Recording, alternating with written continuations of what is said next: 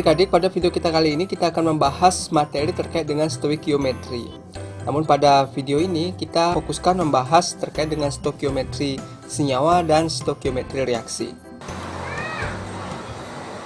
Kita lanjut ke stoikiometri reaksi. Stoikiometri reaksi ini penting sekali dalam perhitungan-perhitungan kimia. Tentunya perhitungan kimia yang melibatkan reaksi kimia. Nah, dasarnya adalah koefisien reaksi sebagai dasar stoikiometri reaksi. Nah, kalian harus tahu apa itu koefisien reaksi.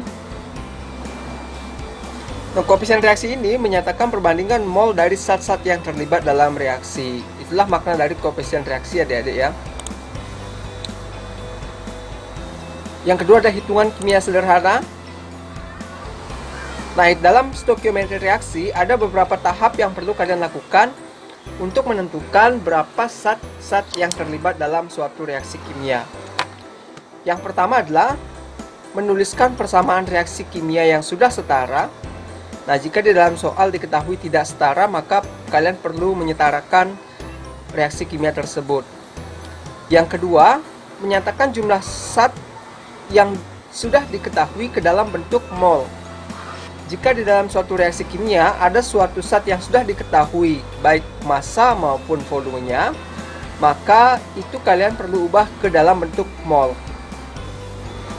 Setelah kita dapatkan mol zat yang sudah diketahui di soal, maka kita lanjut ke langkah yang ketiga, menentukan jumlah mol zat yang ditanyakan. Nah, bagaimana caranya? Rumusnya adalah mol zat yang ditanya sama dengan koefisien reaksi dari zat yang ditanyakan tersebut dibagi dengan koefisien reaksi zat yang sudah diketahui, yang sudah kita konversi ke dalam bentuk mol, dikali mol zat yang diketahui tersebut. Nah, ini yang perlu kalian ingat adik-adik, rumus ini. Kalau kita singkat, mol zat ditanya sama dengan koefisien zat ditanya per koefisien zat diketahui dikali mol zat yang diketahui. Kalau sudah menentukan mol zat yang ditanyakan, maka kita lanjut ke langkah yang keempat, menyesuaikan jawaban dengan pertanyaan. Nah, di dalam pertanyaan itu apa yang ditanyakan?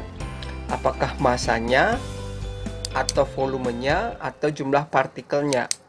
Kalau masanya ditanyakan, maka kalian perlu mengkonversi dari mol ke massa. Kalau volume yang ditanyakan, maka kita harus mengkonversi ke dalam bentuk volume.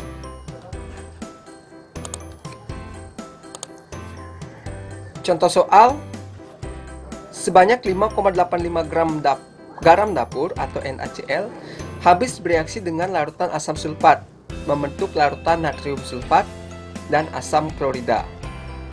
Reaksinya adalah sebagai berikut. Nah, disajikan reaksi yang belum setara ya adik-adik. Nah, kalian disuruh menentukan massa dari natrium sulfat yang terbentuk, massa dari Na2SO4 ini. Langkah-langkahnya, yang pertama menyetarakan persamaan reaksi kimia. Kita setarakan. Na di sini ada 2, tetapi di sini ada 1, maka kita beri koefisien 2. Karena di sini 2, SO4 di sini ada 1, di sini SO4 juga ada 1. Cl otomatis ada 2. Nah, di sini Cl ada 1, maka di sini kita berikan koefisien 2. Sudah setara ya adik-adik? Nah, kalau sudah setara baru kita melanjut ke langkah yang kedua, menyatakan jumlah mol zat yang diketahui. Zat yang diketahui di sini adalah NaCl ya. Zat yang diketahui jumlahnya adalah NaCl sebanyak 5,85 gram. Nah, kita perlu konversi NaCl ini ke dalam bentuk mol. Mol NaCl sama dengan massa NaCl dibagi massa molar dari NaCl. Nah, tentukanlah massa molar terlebih dahulu ini, atau massa molekul relatifnya. Na23, Cl 35,5 dijumlahkan, didapatkanlah massa molar dari NaCl. Mol NaCl sama dengan 5,85 gram dibagi, nah massa molarnya kalau kita hitung 23 ditambah 35,5 adalah 58,5 gram per mol.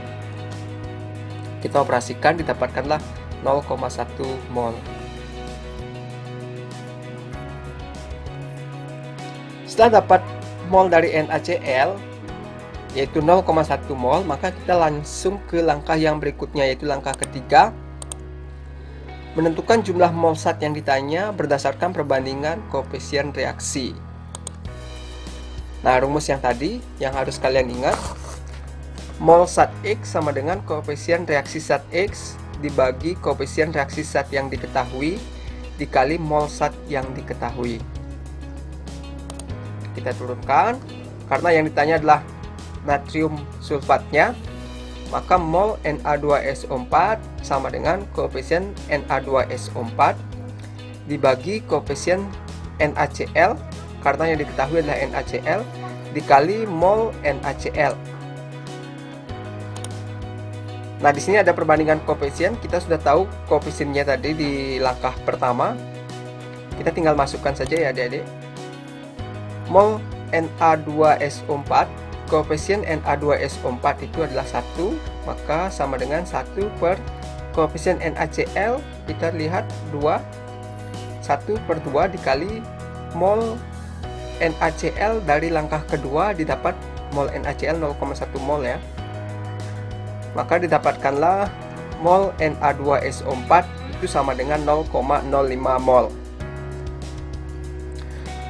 Setelah dapat mol dari zat yang ditanyakan, lalu kita langkah terakhir menyesuaikan jawaban dengan pertanyaan.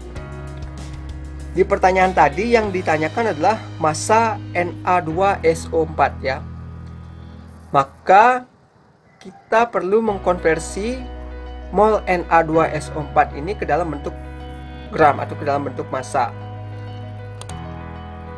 Massa Na2SO4 sama dengan mol Na2SO4 dikali massa molar Na2SO4.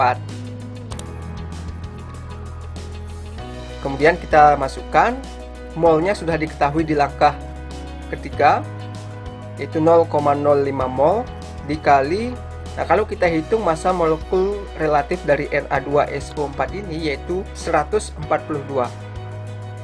Kalau kita operasikan, maka massa yang diperoleh adalah 7,1 gram. Nah, kalau sudah sampai di langkah ini, maka diperolehlah apa yang ditanyakan dari soal ya adik-adik.